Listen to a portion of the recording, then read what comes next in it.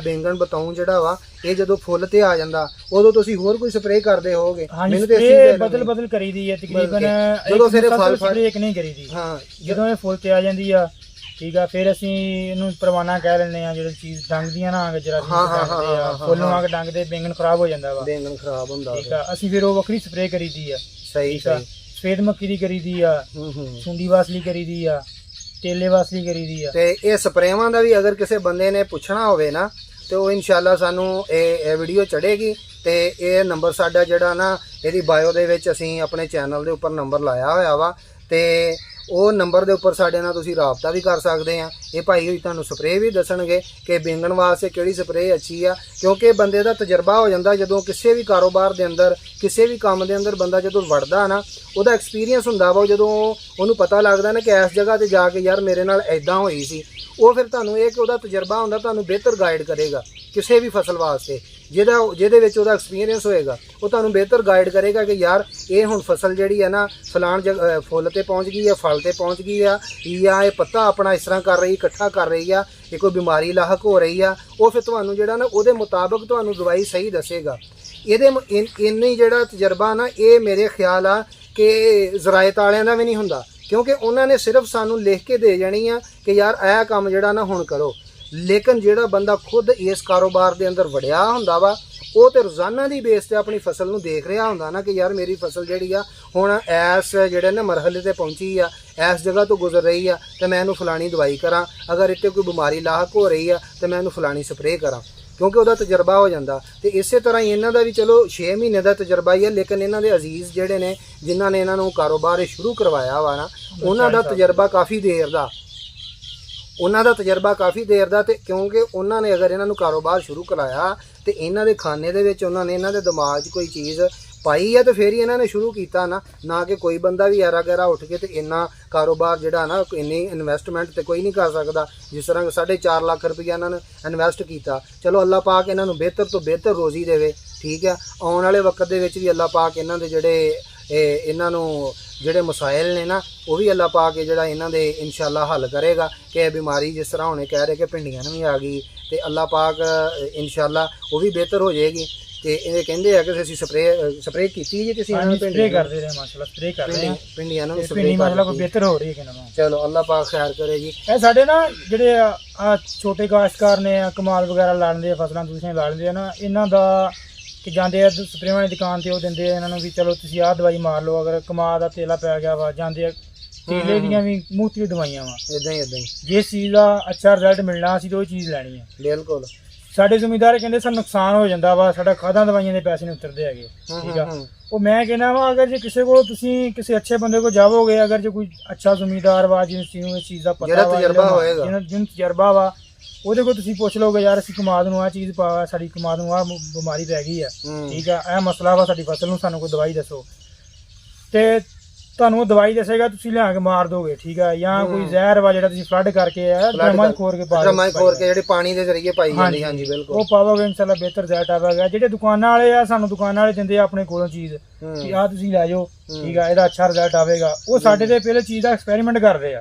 ਹਾਂ, ਤਜਰਬਾ ਤੁਹਾਡੇ ਤੇ ਹੋਣਾ, ਸਾਡੇ ਤੇ ਤਜਰਬਾ ਕਰਦੇ ਆ, ਅੱਗੇ ਉਹ ਦਵਾਈਆਂ ਸੇਲ ਕਰਨੀ। ਇਹ ਜ਼ਿਮੀਂਦਾਰ ਇਹ ਕਾਸ਼ਤਕਾਰ ਸਾਨੂੰ ਆਣ ਕੇ ਦੱਸੇਗਾ ਕਿ ਦਵਾਈ ਨੇ ਕੀ ਰਿਜ਼ਲਟ ਦਿੱਤਾ, ਤੇ ਫਿਰ ਜਿਹੜਾ ਵਾ ਅਸੀਂ ਉਹਨੂੰ ਅੱਗੇ ਉਹਨੂੰ ਪੂਰੇ ਭਾਰ ਦੇ ਨਾਲ ਉਹਨੂੰ ਵੇਚਾਂਗੇ ਅੱਗੇ ਕਿ ਵਾਕਈ ਇਹਦਾ। ਸਾਡੇ ਕਈ ਦੋਸਤ ਭਰਾ ਐਗਰੀਕਲਚਰ ਦਾ ਕੰਮ ਕਰਦੇ, ਨਵਾਂ ਸ਼ੁਰੂ ਕਰਦੇ ਆ, ਫਿਰ ਜਦੋਂ ਉਹਨੂੰ ਨਹੀਂ ਕੋਈ ਬਚਦਾ ਹੈਗਾ, ਉਹਦਾ ਖਰਚਾ ਨਹੀਂ ਪੂਰਾ ਹੁੰਦਾ, ਦਵਾਈਆਂ ਦੇ ਪੈਸੇ ਕੋ ਅਦਾ ਨਹੀਂ ਹੁੰਦੇ, ਖਾਦਾਂ ਦੇ ਪੈਸੇ ਕੋ ਅਦਾ ਨਹੀਂ ਹੁੰਦੇ, ਠੀਕ ਆ, ਉਹਦੇ ਵਿੱਚ ਨੁਕਸਾਨ ਕੀ ਹੈ?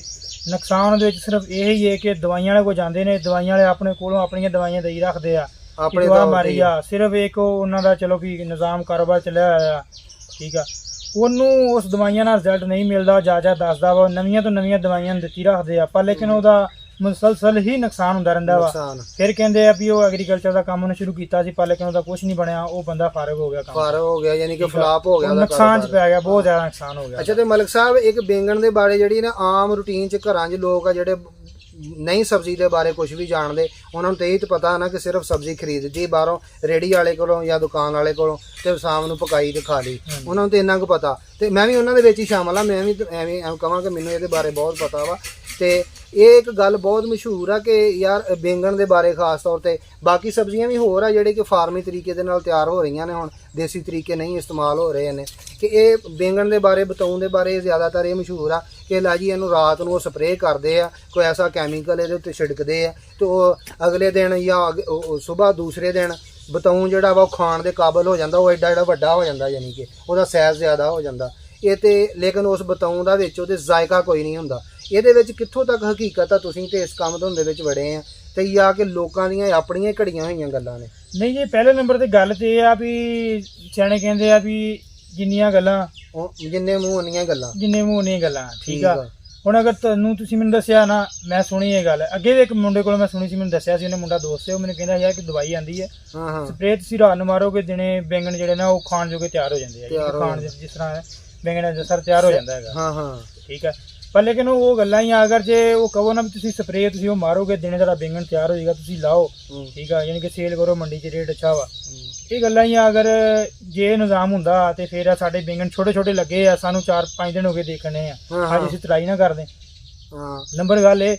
ਦੂਸਰੀ ਇਹ ਵੀ ਬੈਂਗਣ ਤਕਰੀਬਨ ਜੇ ਤਿਆਰ ਹੋ ਗਿਆ ਵਾ, ਛੋਟਾ ਛੋਟਾ ਨਿਕਲ ਆਇਆ ਬੈਂਗਣ, ਹੁਣ ਤਕਰੀਬਨ 4-5 ਦਿਨ 6 ਦਿਨ ਅੱਛਾ ਹਫਤਾ ਪੂਰਾ ਲੱਗ ਜਾਂਦਾ ਬੈਂਗਣ ਤਿਆਰ ਹੁੰਦਿਆਂ। ਸਹੀ, ਠੀਕ ਹੋ ਗਿਆ। ਬੈਂਗਣ ਤੁਸੀਂ ਫਸਲ ਜੇ ਲੈਣੀ ਆ, ਅਗਰ ਤੁਸੀਂ ਲਾਇਲ ਐਗਰੀਕਲਚਰ ਦਾ ਕੰਮ ਕੀਤਾ ਵਾ, ਉਹ ਤੇ ਖਰਚਾ ਜ਼ਿਆਦਾ ਬਹੁਤ ਆ। ਖਰਚਾ ਸਾਰਾ ਦਿਨ ਟਾਈਮ ਮੰਗਦਾ, ਉਹਦੇ ਚ ਸਫਾਈ ਕਰਨੀ ਆ, ਮਿਹਨਤ ਕਰਨੀ ਪੈਂਦੀ ਆ, ਪਾਣੀ ਆ, ਪਾਣੀ ਦੀ ਵਾਰੀ ਆਈ ਉਹਨੂੰ ਖਾਦ ਵੀ ਲਾਜ਼ਮੀ ਪਾਉਣੀ ਆ, ਫਿਰ ਕੈਮੀਕਲ ਇਸ ਤਰ੍ਹਾਂ ਦੇ ਅਸੀਂ ਪਾਣੀ 'ਚ ਫਲੱਡ ਕਰਕੇ ਪਾਣੇ ਆ, ਠੀਕ ਆ। ਉਹਨਾਂ ਨੇ ਜ਼ਰਾ ਜਿਹੜੀਆਂ ਖੀਰਾਂ ਲੱਗੀਆਂ ਹੋਈਆਂ ਫਸਲਾਂ ਦੀਆਂ, ਉਹਨਾਂ ਵਿੱਚ ਜ਼ਰਾ ਉਹਨਾਂ ਨੂੰ ਜ਼ਰਾ ਕੁਸ਼ਾਦਾ ਰੱਖਣਾ ਹੈਗਾ, ਜ਼ਰਾ ਕੁਸ਼ਾਦਾ, ਹਾਂਜੀ, ਠੀਕ ਹੈ। ਸਪਰੇਵਾਂ ਵਾ ਸਾਨੂੰ ਲਾਜ਼ਮਨ ਕਰਨੀਆਂ ਪੈਂਦੀਆਂ ਵਾ, ਅਗਰ ਸਾਨੂੰ ਸਪਰੇਅ ਨਾ ਕਰਾਂਗੇ ਸਾਡੇ ਬੈਂਗਣ ਨੂੰ ਨੁਕਸਾਨ ਹੋਏਗਾ। ਤੇ ਇਹ ਯਾਨੀ ਕਿ ਇਹ ਫਿਰ ਇਹਦੇ ਵਿੱਚ ਝੂਠ ਹੀ ਆਇਆ ਕਿ ਜਿਹੜਾ ਨਾ ਇਹ ਇਸ ਤਰ੍ਹਾਂ ਹੋ ਜਾਂਦੀ ਜੀ। ਦੇਖੋ ਮੈਂ ਇਹ ਨਹੀਂ ਗੱਲ ਕਰਦਾ ਵੀ ਝੂਠ ਹੋਵੇਗਾ, ਪਰ ਲੇਕਿਨ ਖਾਓ ਮੰਨਦੇ ਯਾਨੀ ਕਿ ਮੈਂ ਹਲੇ ਤੱਕ ਇਹ ਦਵਾਈ ਨਹੀਂ ਵੇਖੀ, ਨਾ ਮੈਨੂੰ ਕਿਸੇ ਨੇ ਨਹੀਂ ਕੀਤਾ ਵੀ, ਨਾ ਕਿਸੇ ਨੇ ਸਾਨੂੰ ਇਹ ਗੱਲ ਕਹੀ ਹੈ ਯਾਰ ਤੁਸੀਂ ਆ ਦਵਾਈ ਮਾਰੋ, ਸਾਡੇ ਕੋਲ ਹੈਗੀ ਆ, ਮਾਰ ਕੇ ਚੈੱਕ ਕਰੋ, ਠੀਕ ਆ। ਸਿਰ ਮੈਂ 2 ਵਾਰੀ ਤੁਹਾਡੇ ਕੋਲ ਵੀ ਸੁਣ ਲਿਆ ਵਾ, ਮੁੰਡਾ ਦੋਸਤ ਨੇ ਸਾਨੂੰ ਦੱਸਿਆ ਸੀਗਾ, ਹਾਂਜੀ। ਅਗਰ ਜੇ ਇਸ ਤਰ੍ਹਾਂ ਹੁੰਦੀ ਤੇ ਫਿਰ ਐਗਰੀਕਲਚਰ ਦਾ ਕੰਮ ਉੱਤੇ ਨਾ ਇੰਨਾ ਚਲਾ ਜਾਂਦਾ ਵੀ ਬੱਲੇ ਬੱਲੇ ਹੋ ਜਾਂਦੀ, ਕੋਠੀਆਂ ਛੱਤ ਕੇ ਬਹਿ ਜਾਂਦੇ ਆ। ਨਹੀਂ ਅਜੇ ਦੀ ਗੱਲ ਤੇ ਕੋਈ ਨਹੀਂ, ਸਿਰਫ ਮੈਂ ਨਹੀਂ ਅੱਜ ਤੱਕ ਸਿਰਫ ਸੁਣਿਆ ਹੀ ਆ, ਮੈਂ ਅੱਜ ਤੱਕ ਨਹੀਂ ਕਿਸੇ ਨੇ ਵੇਖਿਆ ਵੀ ਕਿਸੇ ਨੇ ਰਾਤ ਸਪਰੇ ਮਾਰੀ ਆ ਤੇ ਦਿਨੇ ਬੈਂਗਣ ਤਿਆਰ ਹੋ ਗਿਆ ਹੋਵੇ। ਸਹੀ ਇਹ ਨਹੀਂ, ਇਹ ਸਭ ਗੱਲਾਂ ਉਹ ਇਦਾਂ ਹੀ, ਉਹ ਇਹਨਾਂ ਤਰ੍ਹਾਂ ਬੰਦਾ ਸੀ ਨਾ ਇੱਕ, ਤੇ ਉਹਨੇ ਕੰਮ ਤੇ ਸ਼ੁਰੂ ਕਰ ਲਿਆ ਵਿਚਾਰੇ ਨੇ, ਤੇ ਹੁਣ ਹੈਗਾ ਮੇਰੇ ਤਰ੍ਹਾਂ ਅਣਜਾਣ ਸੀ, ਅਜੇ ਪਤਾ ਕੋਈ ਨਹੀਂ ਸੀ ਐਡਾ, ਤੇ ਨਾਲ ਕੋਈ ਬੰਦਾ ਰੱਖ ਲਿਆ ਐਕਸਪੀਰੀਅੰਸ ਵਾਲਾ, ਜਿੱਦਾਂ ਵੀ ਮੈਂ ਹੀ ਆ, ਮੈਂ ਕੰਮ ਸ਼ੁਰੂ ਕਰ ਲਵਾਂ, ਹੁਣ ਮੈਨੂੰ ਪਤਾ ਕੋਈ ਨਾ ਹੋਵੇ ਤੇ ਮੈਂ ਇਹਨਾਂ ਨੂੰ ਮਲਕ ਸਾਹਿਬ ਨੂੰ ਆਖਾਂ ਜਾਂ ਕੋਈ ਇਹਨਾਂ ਦਾ ਅਜ਼ੀਜ਼ ਨੂੰ ਕਿਸੇ ਨੂੰ ਕਹਾਂ ਕਿ ਯਾਰ ਮੈਂ ਕੰਮ ਸ਼ੁਰੂ ਕਰ ਲਿਆ ਵਾ ਤੇ ਤੂੰ ਮੇਰੇ ਨਾਲ ਨਾ ਕੋਈ 6 ਮਹੀਨੇ ਲਵਾ, ਠੀਕ ਹੋ ਗਿਆ, ਤੇ ਮੈਂ ਤੈਨੂੰ ਉਹਦੀ ਮਜ਼ਦੂਰੀ ਵੀ ਦਿਆਂਗਾ, ਠੀਕ ਹੋ ਗਿਆ, ਜਿਹੜਾ ਕੋਈ ਮੈਨੂੰ ਪ੍ਰੋਫਿਟ ਆਏਗਾ ਉਹਦੇ ਵਿੱਚ ਤੈਨੂੰ ਹਿੱਸੇਦਾਰ ਵੀ ਬਣਾਵਾਂਗਾ। ਉਹ ਬੰਦੇ ਨੇ ਕੰਮ ਸ਼ੁਰੂ ਕਰ ਲਿਆ ਤੇ ਉਹਨੂੰ ਹੁਣ ਜਾ ਕੇ ਕਿਸੇ ਨੇ ਇਦਾਂ ਮੇਰੇ ਵਰਗੇ ਨੇ ਪੁੱਛਿਆ ਕਿ ਯਾਰ ਕਿੱਦਾਂ ਸੂਰਤ ਹਾਲ ਤੇਰੀ ਜਨਾ ਕੰਮਕਾਰ ਦਾ? ਉਹਨੇ ਕਿਹਾ ਜੀ ਬਸ ਉਹ ਬੰਦਾ ਇੱਕ ਰੱਖਿਆ ਸੀਗਾ ਮੈਂ, ਤੇ ਉਹ ਸੀ ਜੀ ਮੇਰਾ ਮੁੰਸ਼ੀ, ਤੇ ਉਹਨੂੰ ਮੈਂ ਜਦੋਂ ਰੱਖਿਆ ਤੇ ਉਹਨੇ ਮੈਨੂੰ ਹਰ ਸਾਲ ਇਹੀ ਕਹਿਣਾ ਜੀ, ਲੈ ਜੀ ਨੈਕ ਜੀ ਐਰਕੀ ਛੱਕਾ ਹੀ ਵੱਜਣਾ ਨੈਕ ਜੀ, ਤੇ ਫਿਰ ਅਗਲਾ ਸਾਲ ਆਉਣਾ ਨੈਕ ਜੀ ਲੈ ਦੱਸੋ ਪਿਛਲੇ ਸਾਲ ਦੀ ਗੱਲ ਰਹਿ ਗਈ, ਆਹ ਜਿਹੜਾ ਸਾਲ ਆ ਨਾ ਇਹ ਨਹੀਂ ਆਪਣਾ ਮੱਠਾ ਜਾਂਦਾ, ਐਰਕੀ ਵੱਜੇ ਹੀ ਵੱਜੇ ਛੱਕਾ। ਤੇ ਉਹਨੂੰ ਮੈਂ ਪੁੱਛਿਆ, ਉਹਨੂੰ ਕਿਹਾ, ਮੈਂ ਕਿਹਾ ਫਿਰ ਛੱਕਾ ਵੱਜਾ ਕਿਸੇ ਸਾਲ? ਉਹਨੇ ਕਿਹਾ ਜੀ ਨਹੀਂ ਮੌਲਵੀ ਸਾਹਿਬ, ਹਰ ਸਾਲ ਜਿਹੜਾ ਨਾ ਮੈਂ ਛੱਕਾ ਮਾਰਨ ਦੀ ਕੋਸ਼ਿਸ਼ ਕਰਦਾ ਪਰ ਬਾਉਂਡਰੀ ਤੇ ਕੈਚ ਆਊਟ ਹੀ ਹੋਣ ਡਿਆ, ਛੱਕਾ ਕੋਈ ਨਹੀਂ ਵੱਜਣ ਡਿਆ। ਤੇ ਮੇਰੇ ਦੋਸਤੋ ਭਾਈਓ, ਇਹ ਬੇਸ਼ੱਕ ਮਿਹਨਤ ਇਹਦੇ ਵਿੱਚ ਬਹੁਤ ਜ਼ਿਆਦੀ ਆ, ਲੇਕਿਨ ਇਹ ਆ ਕਿ ਮਿਹਨਤ ਅੱਲਾਹ ਪਾਕ ਬੰਦੇ ਦੀ, ਮਜ਼ਦੂਰ ਦੀ, ਕਿਸੇ ਦੀ ਵੀ ਇਨਸਾਨ ਦੀ ਰਾਏਗਾ ਨਹੀਂ ਜਾਣ ਦਿੰਦਾ। ਲੇਕਿਨ ਇਹ ਕਿ ਕੋਈ ਵੀ ਕਾਰੋਬਾਰ ਆ, ਕੋਈ ਵੀ ਅਸੀਂ ਸ਼ੁਰੂ ਕਰਦੇ ਆ, ਇਹ ਤੇ ਜ਼ਰਾਅਤ ਦਾ ਨਾ ਸਬਜ਼ੀਆਤ ਦਾ ਵਾ ਜਾਂ ਹੋਰ ਵੀ ਕੋਈ ਵੀ ਕਰਦੇ ਆ, ਉਹਦੇ ਵਿੱਚ ਇਹ ਹੁੰਦਾ ਵਾ ਕਿ ਉਹਦੇ ਵਿੱਚ ਇਨਸਾਨ ਆਪਣੀ ਪੋਜ਼ਿਟਿਵ ਸੋਚ ਲੈ ਕੇ ਤੁਰਦਾ ਵਾ, ਲੇਕਿਨ ਇਹ ਆ ਕਿ ਅੱਲਾ ਨਾ ਕਰੇ ਉਹਦੇ ਵਿੱਚ ਨੁਕਸਾਨ ਵੀ ਹੋ ਸਕਦਾ ਹੁੰਦਾ। ਇਹ ਨਹੀਂ ਕਿ ਉਹਦੇ ਵਿੱਚੋਂ ਮੁਨਾਫਾ ਹੀ ਸਾਨੂੰ ਆਏਗਾ। ਕਿ ਅਕਸਰ ਅਸੀਂ YouTube ਤੇ ਨੈੱਟ ਤੇ ਵੀਡੀਓ ਦੇਖਦੇ ਹਾਂ ਕਿ ਯੂਟਿਊਬਰ ਜਿਹੜੀਆਂ ਨਾ ਉਹ ਬੜੀਆਂ ਗੱਲਾਂ ਕਰਦੇ ਕਿ ਆਹ ਕਰ ਲਓ ਤੇ ਇੰਨਾ ਮਾਰਜਨ ਆ ਜਾਏਗਾ, ਲੇਕਿਨ ਇਹ ਹੈ ਕਿ ਨਫੇ ਨੁਕਸਾਨ ਦੀ ਕੋਈ ਵੀ ਬੰਦਾ ਗੱਲ ਨਹੀਂ ਕਰਦਾ, ਹਰ ਬੰਦਾ ਹੀ ਅਗਲੇ ਨੂੰ ਸਬਜ਼ ਬਾਗ ਦਿਖਾਉਂਦਾ। ਲੇਕਿਨ ਇਹ ਆ ਕਿ ਕੋਈ ਵੀ ਅਸੀਂ ਕੰਮ ਸ਼ੁਰੂ ਕਰਦੇ ਹਾਂ, ਸਭ ਤੋਂ ਪਹਿਲਾਂ ਤਜਰਬਾ ਜ਼ਰੂਰੀ ਆ, ਜਾਂ ਤਜਰਬੇ ਵਾਲਾ ਬੰਦਾ ਸਾਡੇ ਨਾਲ ਹੋਵੇ, ਸਾਨੂੰ ਸਾਡੇ ਬੈਕਗਰਾਉਂਡ ਤੇ ਸਾਨੂੰ ਦੱਸਣ ਵਾਲਾ ਹੋਵੇ, ਜਿਹੜਾ ਕਿ ਸਾਨੂੰ ਔਖੇ ਵਕਤ ਦੇ ਸੰਭਾਲ ਜਾਵੇ ਫਸਲ ਨੂੰ ਸਾਡੇ ਨਾਲ ਲੱਗ ਕੇ। ਤੇ ਜੇ ਅਸੀਂ ਘਰੋਂ ਬੈਠੇ ਆਏ ਆ, ਸੁੱਤੇ ਉੱਠ ਕੇ ਆ ਕੇ ਤੇ ਫਸਲ ਦੇ ਵਿੱਚ ਅਸੀਂ ਆਖੀਏ ਜੀ ਸਬਜ਼ੀ ਤੋੜ ਲਈਏ ਜੀ, ਤੇ ਉਹ ਇਦਾਂ ਦੇ ਨਹੀਂ ਟੁੱਟਣੀ ਹੈ। ਐ ਹੁਣ ਮੈਨੂੰ ਲੱਗਦਾ ਕਿ ਭਾਈ ਹੁਣ ਰੋਜ਼ਾਨਾ ਹੀ ਮਲਕ ਸਾਹਿਬ ਹੁੰਨੇ ਇੱਥੇ ਡੇਰੇ ਮੈਂ ਰੋਜ਼ਾਨਾ ਹੀ ਬਿਨਾਂ ਨਾਗਾ ਕੰਮ ਕਰਨਾ ਤੇ ਰੋਜ਼ਾਨਾ ਹੀ ਕੰਮ ਹੀ ਕਰ ਰਿਹਾ ਜਦੋਂ ਤੁਸੀਂ ਆਏ ਆ। ਹਾਂਜੀ ਹੁਣ ਵੀ ਮੈਂ ਆਇਆ ਵਾ ਤੇ ਇਹਨਾਂ ਨੇ ਆ ਕਮੀਜ਼ ਕਮੂਜ਼ ਵੀ ਮੈਂ ਹੀ ਇਹਨਾਂ ਨੂੰ ਪਵਾਇਆ ਵਾ ਤੇ ਇਹ ਆਪਣੇ ਲੱਗੇ ਸੀਗੇ ਜਿਹੜਾ ਕਿ ਨਾ